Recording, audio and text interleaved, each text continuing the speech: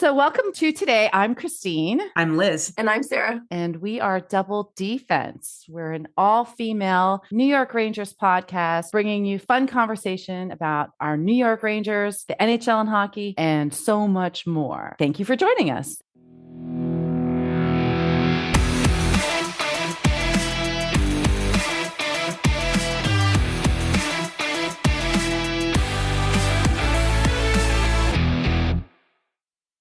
Hi, this is Liz from Double Defense. Please give us a follow on Apple Podcasts, Spotify, Instagram at double_defense_NYR, and our Facebook page, Double Defense. Yay! Hi, everybody. Happy Friday. Happy Friday. Sort of happy Friday. That was not a great performance yesterday, but we have the weekend off, so no stress, lots of time to decompress. I think it'll be good too. What I'm actually watching too are some of these other games that are going to go on are going to be kind of catching up to us. And on top of that, we have we're short a couple games from Washington. So yes, they're creeping up. Yes, they may take us over tomorrow, but there'll be 3 games ahead of us. So we have time to even the score out. I like it better when we get to this part of the season 2, where we're kind of evening out on the games. I mean, there's a 5 or 6 point differential in games, between all the teams. And I don't like that. So let these other guys play. What's frustrating this last week is watching them, and they're all getting stinking points. I know. They're not even tied it up. They might be losing, but they're winning. Like they're losing in overtime. They're getting at least a point. I'm like, stop. Devils have been very sneaky. The Islanders lost to Buffalo yesterday, which was great. Much appreciated. Thank you, Buffalo. Oh, in overtime though, but they got a point. Yeah, they're very sneaky. I'm just looking at the upcoming games. Sunday. The Penguins are playing the Devils. So I think we got to all be Penguins fans that day. They're trying to secure their 17th year in a row, and it's kind of questionable at the moment. So I really hope Sunday is successful. That'll be a good game. Sunday. Yeah. That'll be that'll be good. The other thing too, this last week, if you watched any of the other games, because I have been, is these stinkers, man. They kind of did a little Keandre Miller moves. Like we were looking at a loss, and they were within the last minute or 2 or 3. These teams were tying it up and winning it in overtime. So we were doing it before it was cool, though. Exactly. Yeah, like a week ago. The Rangers set the trend for that. So a week ago. but anyway, I noticed that too. So it was frustrating because my math brain is trying to calculate some losses here.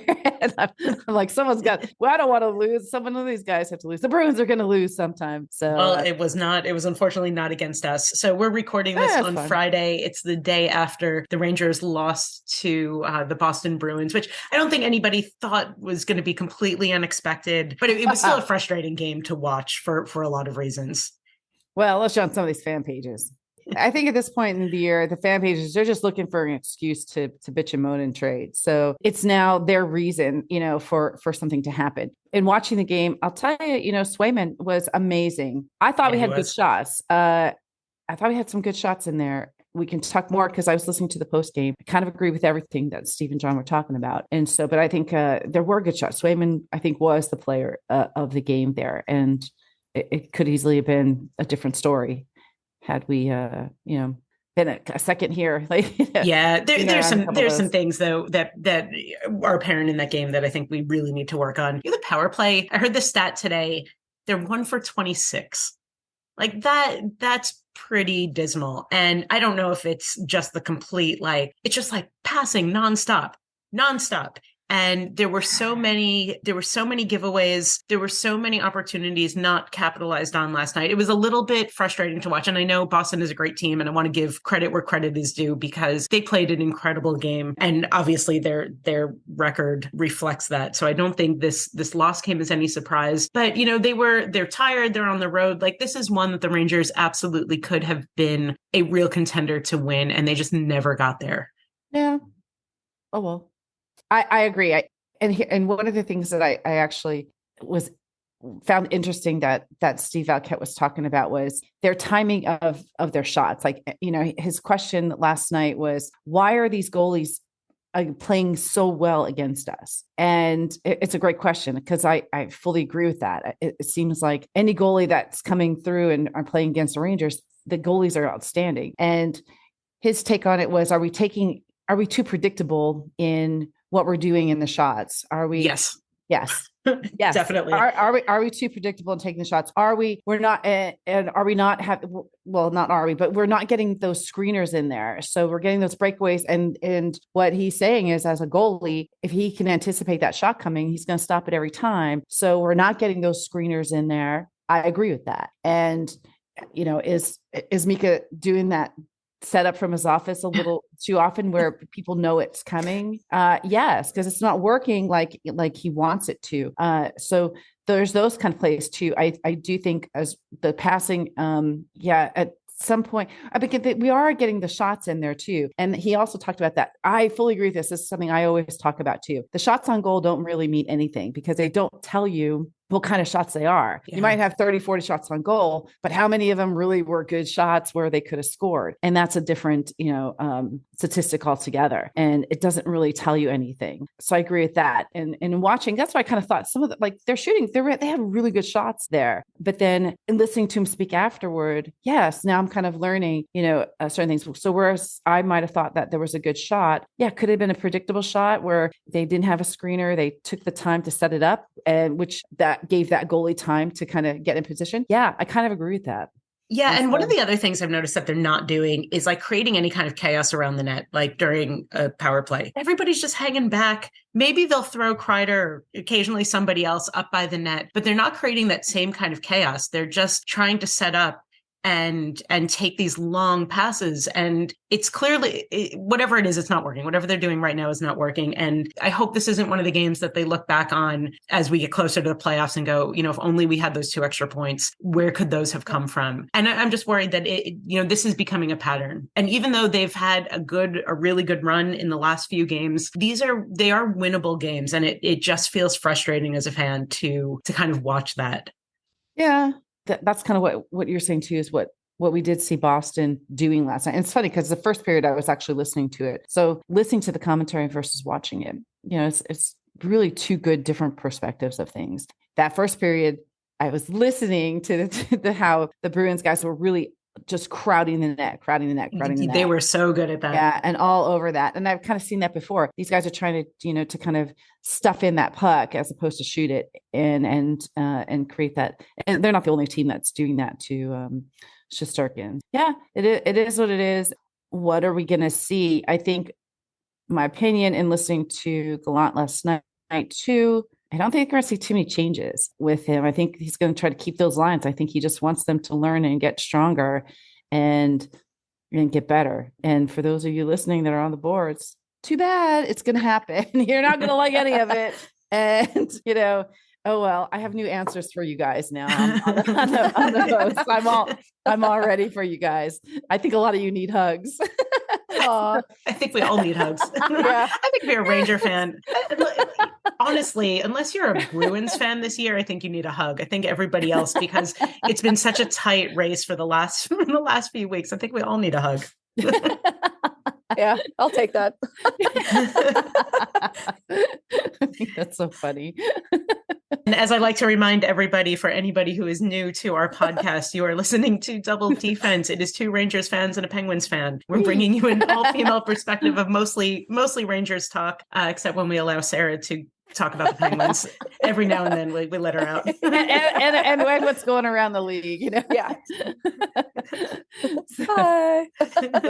So lots of fun things too.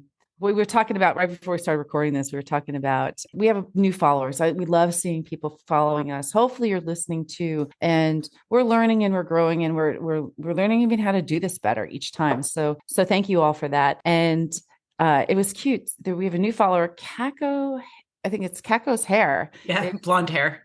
Yeah, blonde. Oh, Kako's blonde hair. Yeah. So it was very cute because last week, I don't think I mentioned it, on thing, but last week we had, it's been the 1 year kind of reunion that we, when I met Liz and met other people, and we were at the games together. And so I had posted a bunch of pictures, and it was right around COVID. Literally when the Rangers were out here, our time of was just coming off COVID protocol. Gallant, I think 5 minutes before I had met, I didn't meet him, but I saw him 4 or 5 minutes before they were boarding the bus. He actually discovered he had COVID. So it was right at that time last year when they were in town. And not to interrupt, but did I ever tell you my theory about when I had COVID, that I was pretty sure I got Gallant's COVID Yeah. through the Through guy. the bus driver? Yes. That's in Yes, our I'm pictures? I, That was a pretty bus sure. driver. I'm pretty sure my strain of COVID was the New York Rangers strain of COVID. I would just see, the reason I wear a mask at work is I'm like, I want a good story. So if and when I get COVID, I need to have a good story. It's not going to be because of work. That's a good story. So if I'm going to get COVID, I'd rather get it that way. Yeah. That's what I've convinced myself of. I am not positive that is the And case. then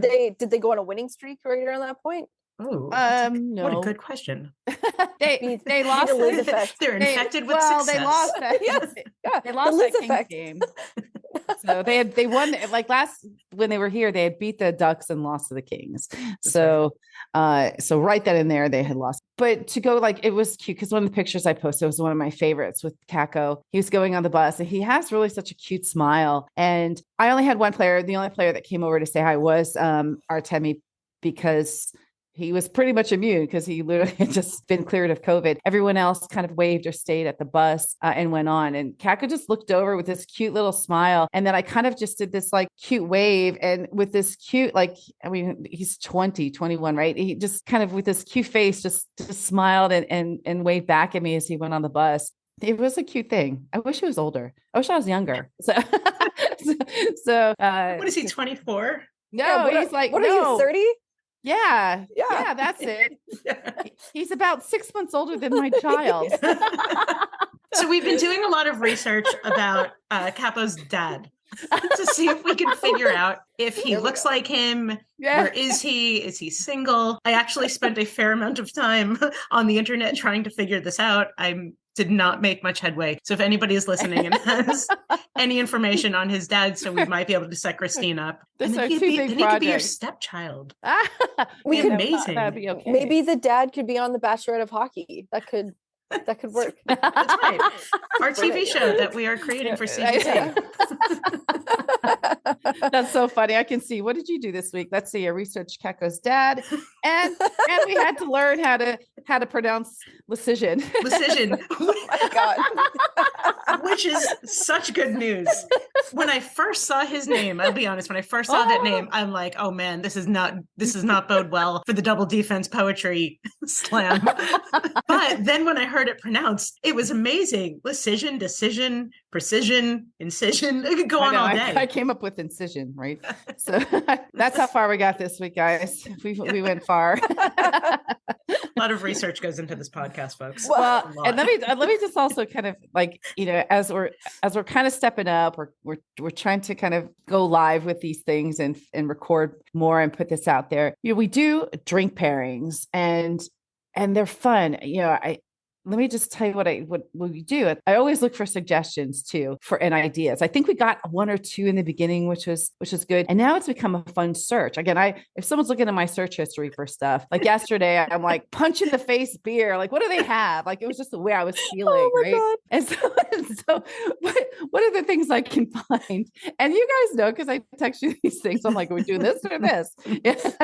Definitely, we have a perfect one for next Friday. That one's going to be wonderful. And it's going to be, an ode to some interesting stuff that's going on around the league. But yeah, and where I kind of come from with these, I try to get the feeling of who we're playing in the beginning of the year. With dry January, I was trying to go with more Red Bull thing when we need that pump. I try to also pick up the feeling I see from the boards, even though just people just forget those guys. They're hopeless. So I try to get creative with things. I love the suggestions. And I feel like also I want to say we've had some positive responses from I always make sure to tag the breweries that I find and sponsors and stuff that are due, that I'm promoting for their drinks. And it's cute when they repost our posts. So that's a lot of fun. Oh, and let me just jump in. I'll kind of swing it over to you because you did all the work, Liz, but we were able to go to Burbank this week and watch a game in person in a bar with people. And it was in the middle of football playoffs. So props to Champ Sports Bar in Burbank for hooking Christine and me and then a handful of other New Yorkers after the Giants game was over to watch the Rangers game. That was awesome. So they're definitely supportive. They actually had to work out a few bugs, which they got right on top of in doing it. And we met a few people, and actually one of the people we met was a former player. Jason, if you're listening, yeah. We looked you up. Totally Googled you. And we have a lot of questions. Because I kind of didn't believe you. He knows I did it. So well, anytime somebody just casually, especially, we're two girls in a bar wearing head to toe Rangers stuff, and somebody's sitting there going like, yeah, I used to play for the Rangers. We're like, okay. Okay.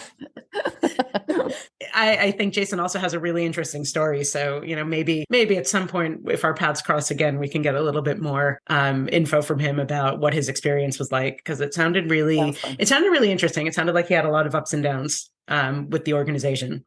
Yeah. Especially with the article that we found. So that was really fun.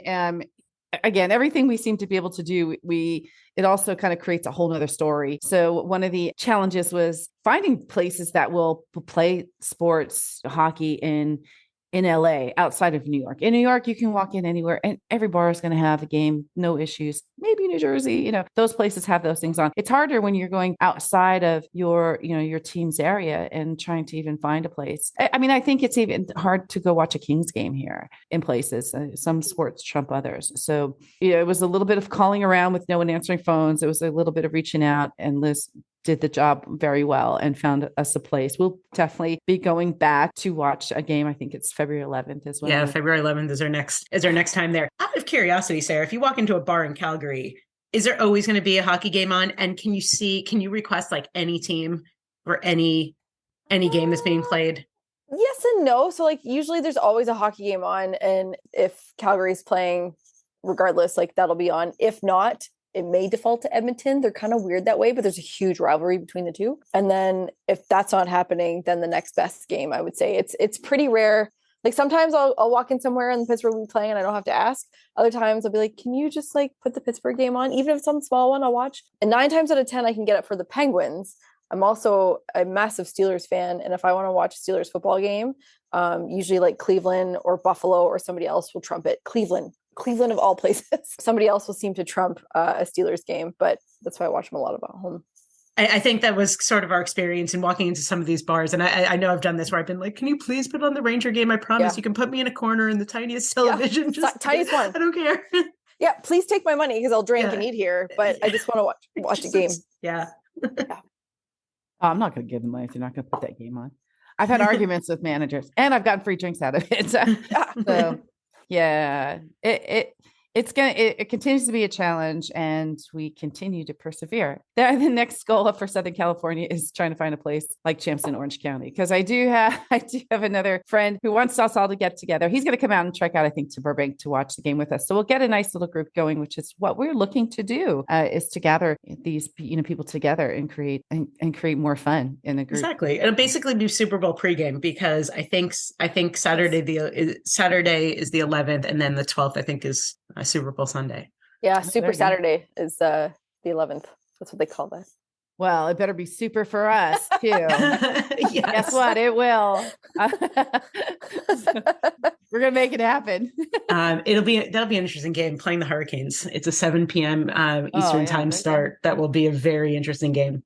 That's always a good game because we have so many of our players on that team. That's a hard one for me at least to watch, because it's always like, okay, you're allowed to score, but no, don't score. And if you do score, I'm not going to be mad, but come on, Exactly. So I want to turn the conversation to a big topic that's come up this week in the NHL. I think this was something that we kind of debated bringing up on this podcast, because we're not trying to get political in any kind of way, but it's not political either, by the way. It's a little political. In the broad definition of the term political, I think it's political. This is more than just game time decisions on who's going to play and who's not going to play. This is, making different statements. And that is the Provorov's decision to not wear a Pride jersey during the Flyers Pride game, which I think must have taken place. Was that Thursday night? It's Tuesday. Tuesday night. It's Tuesday. Yeah, we've been debating it ourselves. Yes, we have. And it's an interesting debate. And I think it's an important debate, and one that just sort of, it's been quite interesting to see the various responses and where the league has sat, what the Flyers have said, what the NHL has said, and what the various organizations connected with the Flyers and the NHL have also said. I'm just going to jump in here. I was surprised all around, as we know in our group text, just like kind of the lack of major response, if you will, whether that was from support around the league, from like any player, major or not, to even just to anything, just like an outcry of support. I honestly expected that. I was looking at Coach John Tortorella. I think he said he backed up Provorov, citing that just because Provorov didn't agree with the decision doesn't mean the player did anything wrong. And Tortorella supported this by comparing his experience in 2016 when he chose to sit players who wouldn't stand for the national anthem. And that wasn't the right move at the time either. He said he learned a lot from that experience and that he realized he can't push his feelings onto someone else. My take, sure, you can't push your feelings onto someone else. However, it's 2023 and sexual equality shouldn't be an issue regardless of what we're talking about. I just think the whole thing is quite strange. What do you guys think? My thing is, everyone's entitled to their opinion. I personally, my opinion is kind of a jerk. Here's my thing. I don't even know why or how this even became public. If it was really truly a decision he would make, it shouldn't even come this far. So who made it this way? Why is it out here? And so had it been just dealt with and as something as a personal preference, which I personally don't agree with, I'm not him. I don't think, I guess he doesn't have to, and so there's a bigger understanding about that though. And that's kind of where we started to kind of debate for things. So had we not known about it, what would the expectation be for response? The league does support it because they act on it. They have Pride Night. They have merchandise. And so they do that. Do they need to do more than that? I don't think so. So do they need to step up and talk for a player who's not responding things? I don't think so. I think they just continue to do what they're doing because they're supportive of the cause. And it's about inclusion and support and acknowledgement. So someone may not support it, but you work for an organization that acknowledges it regardless. So he doesn't look that great, and that's on him. And kind of that's where I stand on that. My comment when I saw it the first thing, I was like, I'm glad he's not on my team. And I bet you $1 he wears a lot of things or does a lot of things with companies and brands that do support it. So I'm sure in his line and daily activities, there's a little bit of hypocrisy in there, and that's on him. Absolutely. There's a lot of hypocrisy, on it. Which I'm not even going to get into in this podcast because we don't have enough time. But my stance on it is, look, you are employed by an organization, the NHL and the Flyers, who have made a stance of inclusion. They have done something that makes fans feel included, that they're supporting the idea that hockey is for everyone, which is a beautiful sentiment. If he chooses to not be a part of it, he absolutely has the right to choose to not be a part of it. He has freedom of speech, all of those things I fully believe in, but I also don't think that that's freedom from consequences of those actions. I think he should have been benched. People calling for him to be deported, I think, that might be a little step too far, but I think the concept should be like, people were saying that.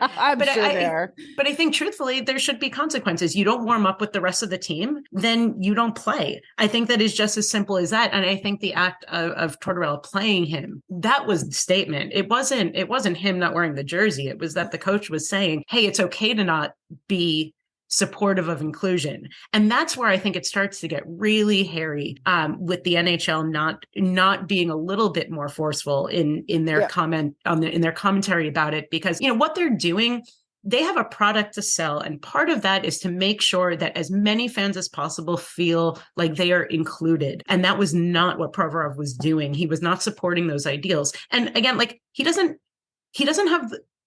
have to work for the NHL. That is a choice he's making. He doesn't have to take their $40 million.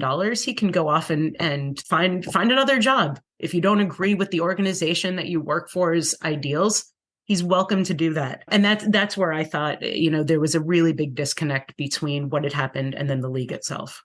Yeah, absolutely. I'm honestly surprised that Bettman didn't say anything. The family dynamic of the NHL as a whole is pretty big, and I think it's the biggest we see out of all the professional sports in North America. So that messaging and not saying anything too, there's just nothing complimentary about this, and I'm seriously very surprised that it's unfolded the way it has. And to Christine's point, though, the fact that we even heard about it in the first place, it didn't need to come out. It just could have been handled in a much different way. Yeah. I mean, honestly, the point of not warming up and not playing is a whole separate issue. And we don't know when behind in the scenes in the locker room. If there's dialogue and it's something agreed upon, then it's either gross. That's what they can do.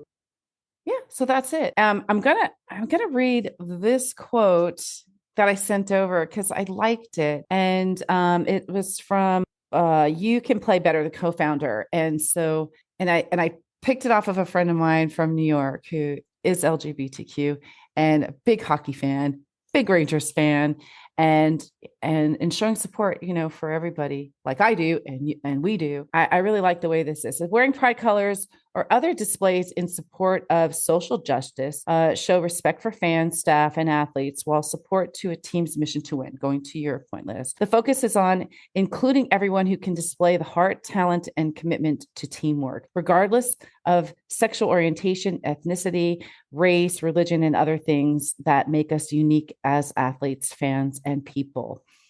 Religion and support for fans and teammates aren't mutually exclusive. The Flyers have been among the first and most consistent teams in sports supporting LGBTQ inclusion. There is still work to be done to change hearts and minds, and the You Can Play team looks forward to continuing our efforts. So it's all about those, and what was it? It was a good team. Good teammates support each other. And we're thankful for the Flyers players who support the night and our mission of inclusion. That's a great response. What a high road. Mm-hmm. But that's the only road. All right. And that's the thing.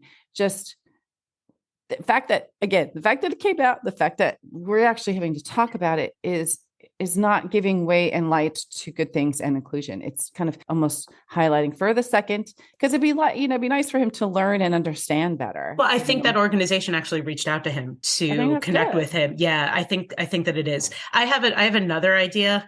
I want to get every fanfic writer on archive of our own to just write the raunchiest gay fanfic. Like, please, somebody write it. I've been checking every day to see if there are any new ones. Please. I think that would, in an ideal scenario, just be like the best. Just make it as like raunchy and dirty and sexy as possible so I can read it slowly. And if there's any good ones, maybe I'll grab a couple of quotes. That would be good.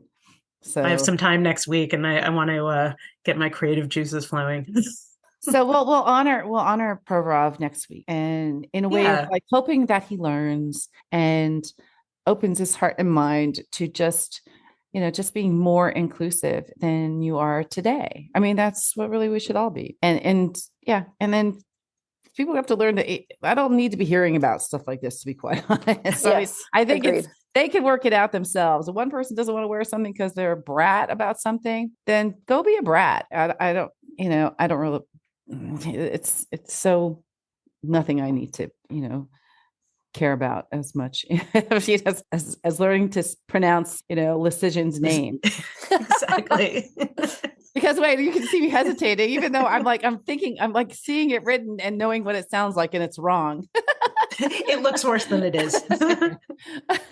But I think that's very well said. And I think, this is a real opportunity for the hockey community in a really interesting way to sort of come together and really bring this out in the open, have conversations that maybe had not been had before. I mean, maybe like there had been some headway made for inclusion, and clearly it hasn't, there's still work to be done, just like that quote said.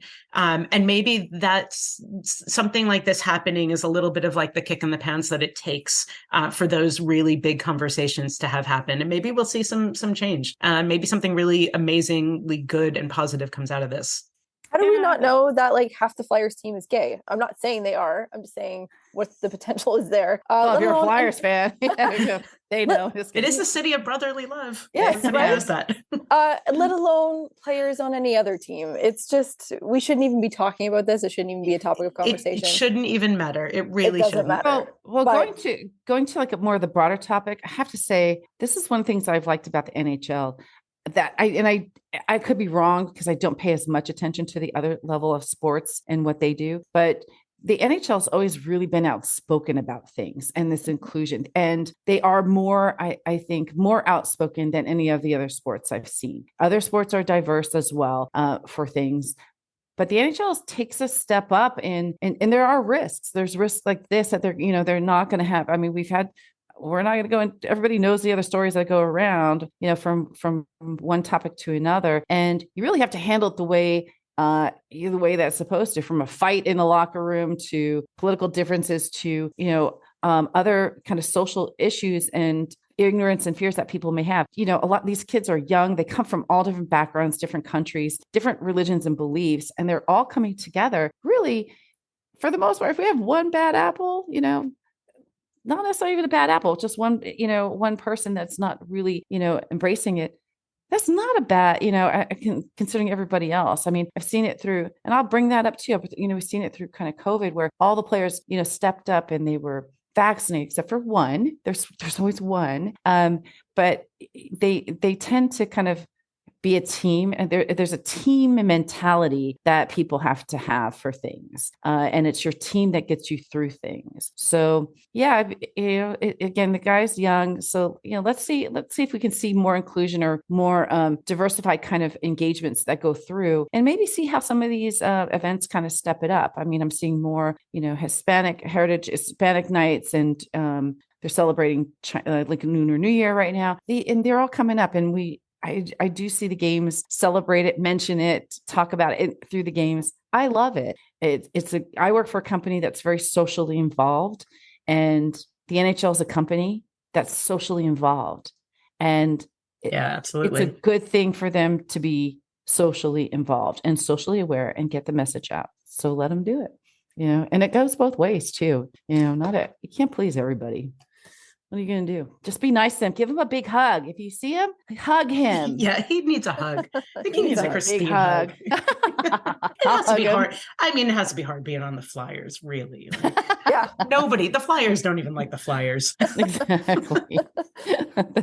That's my understanding too. Yeah. I think we've actually talked about this on this podcast, that Flyers fans hate the Flyers. So yes, I mean, yeah, he really just might be desperate for a hug. So if that's hugs are the answer. Yes. that's if you see me, I'll give you a hug. I promise. So that works. I'm glad that we spoke about this, because I think it's important that, especially as a female podcast, I think, we come in with slightly different perspectives on it, and slightly different ways of sort of looking at what's happening from like a social aspect of things. So I'm glad that we're talking about it here. Me too. Yep. And it's okay to talk about it. Yes. That's the other thing. So, one has to, it has to agree. It's kind of, we were debating and we weren't agreeing on things when we were texting. So I was looking forward to this conversation on here, just to show too that, again, we see things even between each other, see things from different angles, and in talking about, you kind of see how these different perspectives come together. Yeah. And that's what hockey's all about. This is an interesting sport that does bring people from all over the world, well, all over the cold, the cold climates together. So as we're freezing here in Southern California at 60 degrees, I'm like, oh my God, I'm so cold. I think it's a balmy +1 today over here. There's literally a guy outside. It's 50 degrees and he's out by the pool in his swim trunks. Is he visiting from Canada? I don't know, but he makes me cold just looking at him. Is he wearing a lucky thong? Yeah. Yeah. Is it blue? There's a few out there. So we need to make those things lucky. And that's a good some ideas. Yeah, me too. It's a good segue to project into the future. We have a couple tough games going on now. I've just got the giggles because now I'm trying to picture what that guy's wearing outside. And if you're talking about upcoming games, I saw this really interesting stat the other day with all of the teams and ranking how hard their schedule is for the rest of the season. The Rangers, they ranked it from like hardest to easiest. The Rangers are number 2 for the hardest upcoming games, like playing the Penguins 3 times. They're playing the Hurricanes, the Capitals a bunch of times, Boston again. Like this is going and the Penguins 3 times in 1 week. Oh my God! If we're alive by the end of the season, I'll consider us lucky. They were talking about that last night too, in that last night's game, and what really that meant. And as we kind of after after we break for the All-Star break that's coming up and we come back, now you got that kind of run to the playoffs. And the Bruins, and what Steve was saying is right.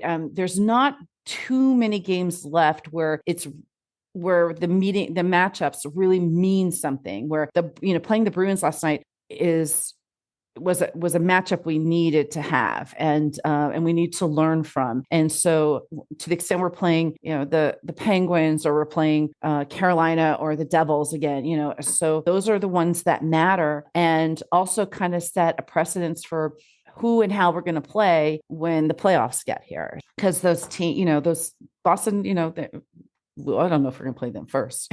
So we'll kind of have to see, but there's not too many games. I mean, now you've kind of separated the pack already, and those lower teams really don't matter. They're going to matter to gain points. So even though we have a trend of losing to some of these lower ranked teams, which that's been a curse from the beginning of this year that I have been saying. Yeah, they've played down a few times to teams that are definitely not as good as them. So here's a question for you. Do you think he should be playing Halak a little bit more now? I mean, interesting question. Very interesting question.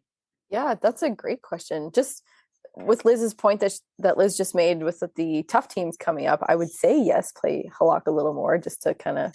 But I don't know. Halak's really turned his season around, and I have to say there was a goal last night. I think it was the first goal that Boston scored against Shesterkin that just felt like something that he should have gotten. And there's been more than a few that I've seen Shesterkin let through lately. So I think Shesterkin's amazing. Obviously, he's an all-star. He is so on the ball, but every now and then, I think more so this season than last season, you can tell he's human. And Halak is kind of he's started to gain that confidence back. That game, the game that he won the other night, I can't remember who that was against.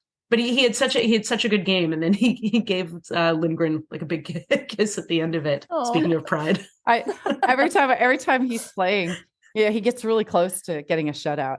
And then someone scores on him. And all the boards are like, let's go for the shutout. I'm like, shut up. Everybody jinxes him and stuff. Last night, so the other thing last night too is that second goal, which looked like an easy goal. I don't know if you're aware, but they were talking about it too, is that Shesterkin got snowplowed in the face. And again, interesting enough, they were talking about it, and it's not something they've ever seen before. And so what Steve Valiquette was talking about was, we're looking at adding in another kind of criteria for goalie interference. It's not something, because basically that's interesting. They snowed him, and then it blinded him, and they scored. And that's not fair. You saw him turn and look to the ref with snow covered all over him. And when you have seasoned veterans saying that they've never seen this before, they may see it after a goal is scored, but never right before. And it's, and so that was interesting too. Nothing, and they didn't do anything about it. So it is what it is.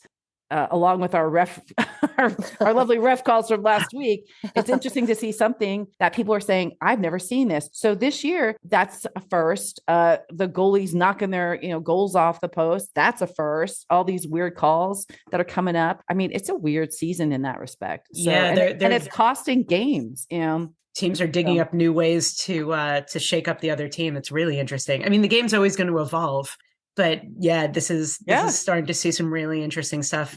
Yeah, you kind of miss the old thug days, just go fight. I miss those. I really miss those. What is all this kind of crafty crap? Just have a very sophisticated way.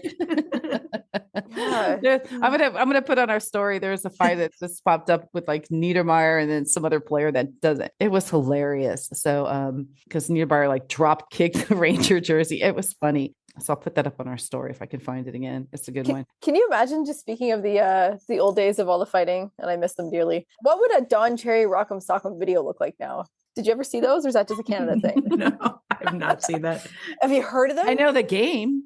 I know. Okay. Yeah, me too. That's okay. Remember when VHSs, and I'm sure they're on DVD, when that was a thing, that you would just put you'd put the best of fights for a season together, and then every season at the end would just be Rock'em Sock'em 1 to I'm sure there's 1 to 20. Probably. Wow, I feel someone's got it somewhere. There's a lot of people out there with a lot of time on their hands. What's a DVD? I I remember being a kid and like everyone's dad would go and get like the latest one on VHS. Like it was a collection. Everyone had one. I'm gonna have to sounds ask like that is literally the most Canadian thing I've ever heard. I'll have to ask somebody that I know would have some feedback on this. We'll come back to that in another episode. That's another thing I'm going to do on the boards. When people are complaining, I'm like, maybe you should just go make a video, like they have way too much time in their hands. Go make a podcast. Yes. I have such new comments for people on the boards. I can't wait to use them all.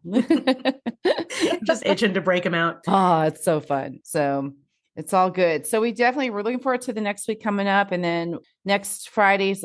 So I think we'll probably meet before then too, to kind of close it out for a nice quiet break. And then, we can always meet and talk about drinks. So to kind of catch up on our drink pairings, and also, and to close out, because I don't even think we've even talked about this, but we got 2 of our guys voted in, for the All-Star game. So now we're looking at 3 of our players going, so congratulations to Panarin and to Fox, along with Shesterkin too. So I think Mika had to stay behind and take care of Kreider. Yeah, of course. Yeah. That's obviously what happened. I'm sure that's what it is. And that's okay too. they'll get to Florida to elope next year. That's in the plans. Speaking of pride. There you go. Exactly. I have the list here. I didn't even look at it prior to prepping for our podcast today. It's quite an intense list. It'll be interesting to see how the All-Star game plays out. I did want to touch on a quick thing. It is Hockey Day in Canada tomorrow. So by the time this episode airs, we will already have had it. But I did want to highlight that ahead of the game this weekend, I can confidently say that multiple events and celebrations began earlier this week. It's taking place in Owen Sound, Ontario, which I am originally from that area. My social feed all week has been full of pictures with kids with the Stanley Cup and with Lanny McDonald and Darcy Tucker, Lane McDermott, Bobby Ryan. Those 2 are going to be playing amongst others in the alumni game, which I believe is tonight. So Elliot Friedman and Rob McLean were around last night doing, I think they had a podcast episode air from Hartwood Hall over there. And I saw that Mike Fuda and Cassie Campbell-Pascal are part of the coaching staff for the game tonight. And there are several female players listed as well, which I'm so happy to see. Nice. I thought Christine would like to hear that too. Yes. Miranda Lance, Victoria Bach, Ashley Lawrence, Sarah McGall, Amanda Smith, and Jillian Moffat were the names I saw. There could be others. It was quite a long list I was picking out from earlier. Nice. And I expect to see so much coverage of that all day tomorrow while all the games are happening. I know Calgary is playing Tampa Bay tomorrow afternoon. I think Vancouver and Seattle are playing, but there is quite a few Canadians, and not quite a few Canadian games, but there's several games happening tomorrow with Canadian teams.